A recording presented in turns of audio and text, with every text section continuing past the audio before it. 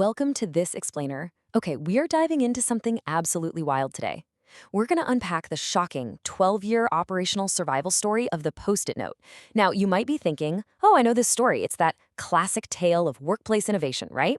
Well, actually, the operational reality of how this billion-dollar product barely survived is something almost nobody talks about. And what's really crazy, the exact structural mechanisms that saved it from the corporate graveyard way back in the 1970s, they have a massive, urgent relevance to modern AI product development today. 12. That's 12 long years from the exact moment 3M chemist Spencer Silver discovered that weird, lightly adhering adhesive in 1968 to the product's actual commercial launch in 1980. Just let that sink in for a second. 12 years of holding on to an idea before it ever hit store shelves. So the crucial point here is that this was not some smooth, magical journey of invention. Honestly, it was practically a forensic crime scene of failures. I mean, for 6 whole years, the adhesive just existed with absolutely zero use cases. Nobody had any clue what to do with it. Then there were 3 solid years of active development with literally no commercial signal whatsoever. And to top the whole thing off, the product failed standard consumer market research, not once, but twice. By all conventional rules of business, this product absolutely should have been killed, multiple times. Now let's bring this right to your doorstep. If your current product team is out there measuring the return on investment of new AI capabilities on strict 90-day review cycles, well, the Post-it note dies in year 1, probably by quarter 2, to be honest.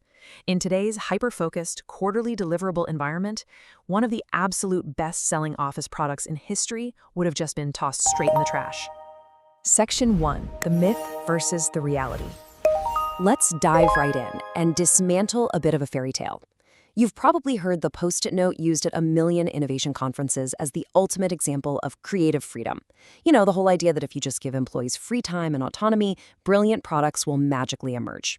That myth really stems from a famous quote by William McKnight, 3M CEO back in 1948, who said, "Hire good people and leave them alone."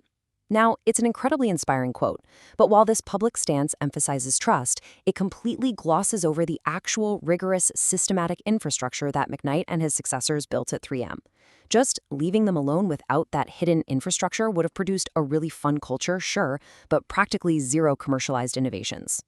We really need to contrast these two concepts. We constantly hear about the abstract idea of a creative freedom policy, which sounds amazing, but is actually pretty hollow operationally. But the concrete reality, the thing that actually saved the Post-it note, was rigorous portfolio design rules. The Post-it note didn't survive a decade of failure just because 3M trusted its people. No, it survived because 3M engineered highly specific portfolio design rules that physically prevented a fragile, totally unproven innovation from being killed off by the company's standard immune response. Let's quickly anchor ourselves with this timeline to see exactly how all this unfolded. In 1968, the adhesive is discovered. Then 6 entire years pass before Art Fry has his whole eureka moment with a falling bookmark in 1974. Fast forward to 1977, where market research definitively, completely fails the product. And finally, in 1980, it launches nationally. What we're going to do is look really closely at the massive, empty gaps between these dates. We're going to uncover the 4 specific structural protections that kept this project breathing during those long stretches where literally nothing seemed to be working. Section 2. The forensic evidence, the gauntlet. Let's consider this our forensic investigation.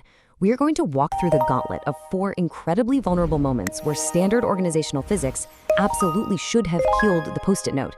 Now, what's really interesting here is that these 4 mechanisms, they aren't vague cultural values. They are hard structural business rules, internal seminars, protected 15% time, internal venture funding in forums, and a designated product champion. If you remove literally any one of these 4, the Post-it note dies on the vine and 3M loses out on $1 billion in annual sales. Let's break them down.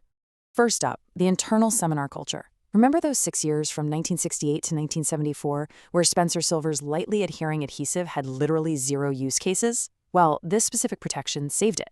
3M had a sanctioned, legitimate channel where researchers could present ideas that had no current commercial application whatsoever. Silver wasn't sneaking around hiding some pet project. He was using an established institutional pathway.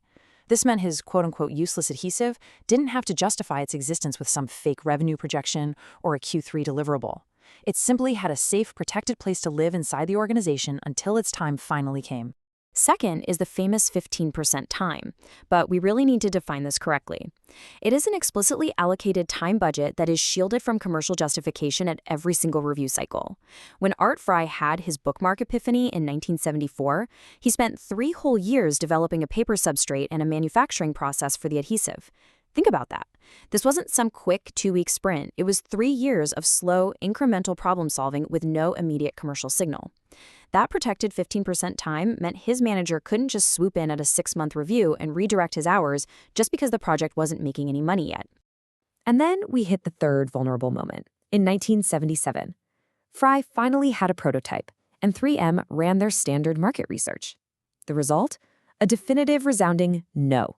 Consumers were asked, entirely abstractly, if they would pay for repositionable sticky paper, and they rejected the idea completely. 3M ran the conventional tests twice, and they failed twice. Now, in a normal company, the market is spoken, rational decisions are made, and the project is dead. Section 3, the market research trap and the Boise Blitz.